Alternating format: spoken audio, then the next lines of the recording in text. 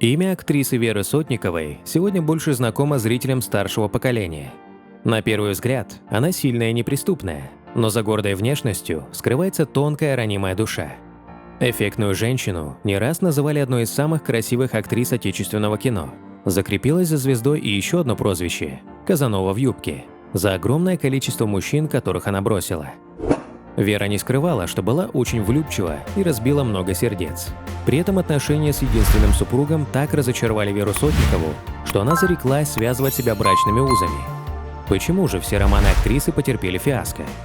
19 июля актрисе исполнилось 62, но она абсолютно не выглядит на свой возраст. Как и десятилетия назад, роковая красавица способна свести с ума любого мужчину.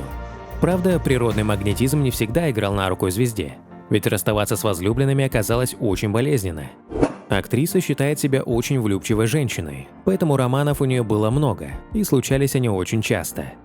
Официальный брак у актрисы был один – с реставратором Юрием Никольским. Но в этом союзе актриса родила своего единственного сына Яна. Очень быстро их отношения утратили чувство новизны и романтики, стоило женщине сообщить, что она беременна. Юрий оказался неважным мужем, впрочем, как потом выяснилось, и отцом тоже. Основным добытчиком в семье была Вера, а муж мастерски тратил то, что приносила в дом жена. Молодые люди постоянно ругались, и вскоре Никольский ушел от семьи. Сыну на тот момент только исполнилось 8 месяцев. В отчаянии Вера увезла маленького сына Яна к матери в Волгоград, а сама осталась в столице и начала строить карьеру.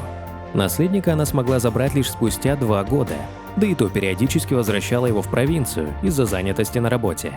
Бедность, болезненный разрыв с мужем и непростая жизнь в коммуналке не сломили женщину. Следующим претендентом на место в сердце красавицы стал влиятельный поклонник старше на 16 лет – немецкий бизнесмен Эрнст Пиндур.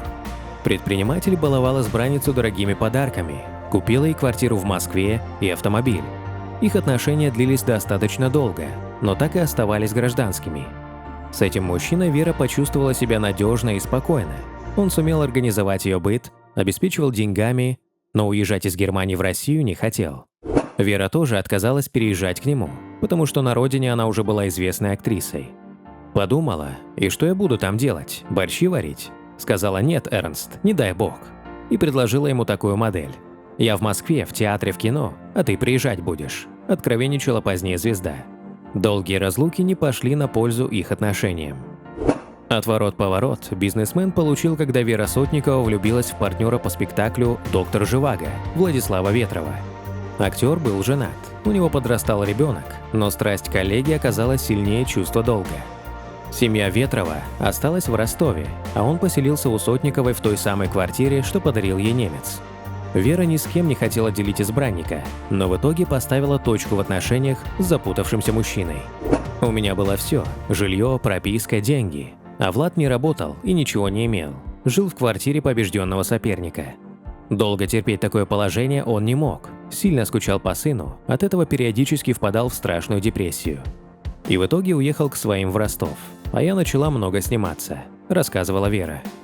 Сотникова с головой ушла в работу, так что времени на интрижки не было. Но однажды, оказавшись на светском мероприятии во Дворце молодежи, женщина столкнулась с Владимиром Кузьминым.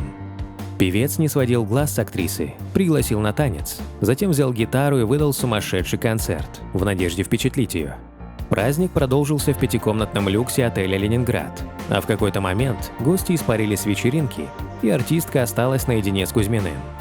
У пары завязался страстный роман, в рамках которого на 7 лет Вера Сотникова превратилась для музыканта и в костюмера, и в жену, и в режиссера клипов. Однако постепенно заботу и терпимость гражданской супруги Кузьмин начал принимать как должное. Вере не хватало внимания, казалось, певец больше любил студию, чем ее. Актриса ушла от избранника, когда прониклась чувствами к другому поклоннику – продюсеру Ренату Давлетьярову. Однажды Владимир улетел по делам в Америку, а артистке предложили стать ведущей вечера, посвященного вручению наград молодым вгиковцам. Среди организаторов оказался Ренат, который сразу же пошел в атаку. Заявил, что зол, ведь такая женщина принадлежит не ему. Усыпал актрису комплиментами. Сотникова не устояла перед сладкими речами обольстителя и согласилась поехать с ним на Кипр. Актриса рыдала сутками, ходила с опухшими глазами. А Ренат повторял: «Я тебя не отпущу к Вове». Жить ты там не будешь. Лучше по-хорошему переходи ко мне». «Не знаю, что это было за наваждение, но я ушла от Вовы», – признавалась артистка. Когда вернулся Кузьмин, Веры уже дома не было. Она забрала кота Гришу, взяла кое-какие вещи и приехала к Ренату. Лишь однажды Кузьмин попытался вернуть возлюбленную, явившись на премьеру рыцарского романа. Тихим голосом музыкант попросил актрису вернуться домой, мол, погуляла и хватит.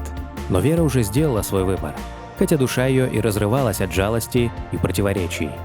Давлетьяров на подарки не скупился и приобрел двухкомнатную квартиру для сына Сотниковой Яна и трехкомнатную в Волгограде для мамы актрисы. Но широкие жесты в глазах артистки вмиг теряли привлекательность, когда мужчина срывался и скандалил или публично демонстрировал свою власть над ней.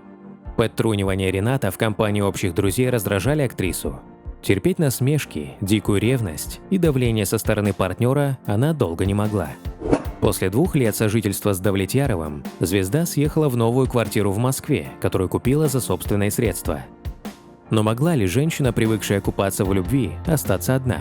Чувства ворвались в ее мир неожиданно. Молодой актер Дмитрий Малашенко оказался моложе сына Яна на 5 лет, но это не стало препятствием для романа.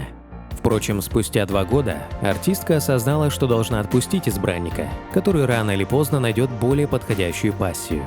Со стороны могло показаться, что Вера сожалеет о многочисленных неудачных отношениях. Но актриса не раз подчеркивала, что переписала бы лишь одну главу в своей жизни – период постоянных расставаний с сыном. Чувство вины перед наследником годами не покидало звезду, ведь она пропустила моменты, когда мальчик пошел или заговорил. Все это досталось бабушке.